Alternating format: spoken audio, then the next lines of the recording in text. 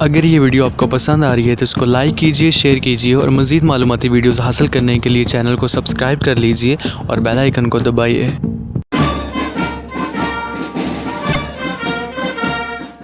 آیت اللہ علی خامنائی کئی دہائیوں تک ایران کے سب سے طاقتور شخص رہے۔ 36 سال تک ان کا ٹائٹل تھا سپریم لیڈر۔ بہت سے لوگ انہیں اسلامی انقلاب کا ہیرو قرار دیتے تھے، جبکہ کچھ حلقوں کی نظر میں وہ ایک سخت گیر آمر تھے۔ سن 1939 میں ایران کے مذہبی مرکز مشہد میں پیدا ہونے والے خامنائی نے صرف 11 سال کی عمر میں دینی تعلیم پر عبور حاصل کر لیا تھا۔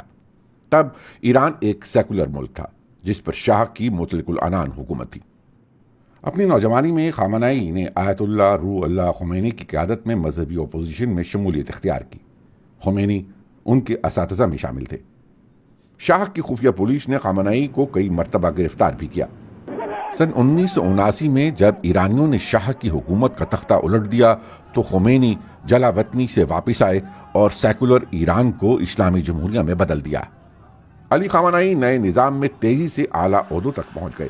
وہ 1981 تا 1989 دو مدتوں کے لیے صدر منتخب ہوئے اور ایران میں اسلامی انقلاب کے بعد مختصر وقت کے لیے نائب وزیر دفاع کے عہدے پر بھی براجمان ہوئے۔ سن 1989 میں جب خمینی کا انتقال ہوا تو خامنائی ان کے جانشین کے امیدواروں میں شامل ہو گئے۔ وہ خود اس بات کا اعتراف کرتے تھے کہ وہ اس منصب کے لیے مذہبی طور پر اہل نہیں۔ میں سپریم لیڈر بننے کے قابل نہیں ہوں، مجھے اس کا علم ہے اور آپ حضرات بھی جانتے ہیں۔ اگر کوئی اسلامی معاشرہ مجھے اپنا رہنما بنانے کا سوچ رہا ہے تو اسے خون کے آنسو رونا چاہیے۔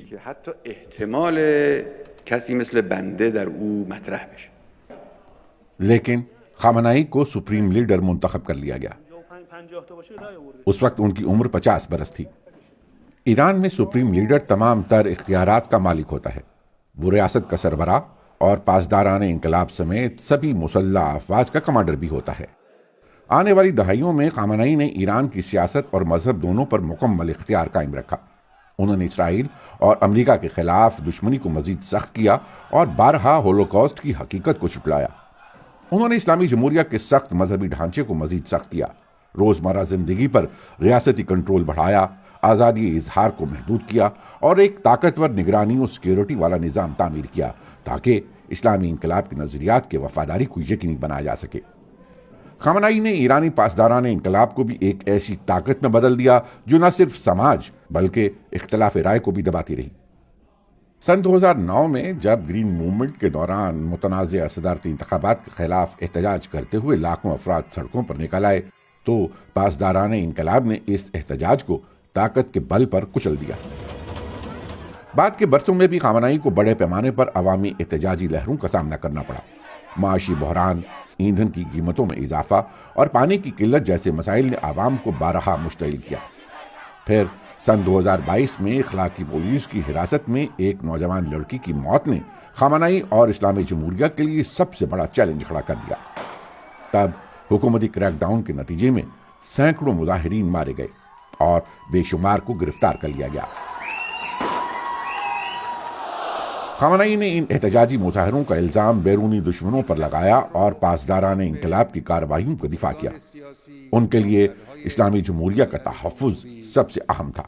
من جان ناقابلی دارم، میری روح کمزور ہے، میرا جسم ٹوٹا ہوا ہے، اور جو تھوڑی بہت عزت آپ نے مجھے دی ہے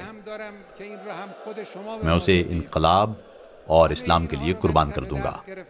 در راہ این انقلاب و در راہ اسلام فدا خواهم کرد۔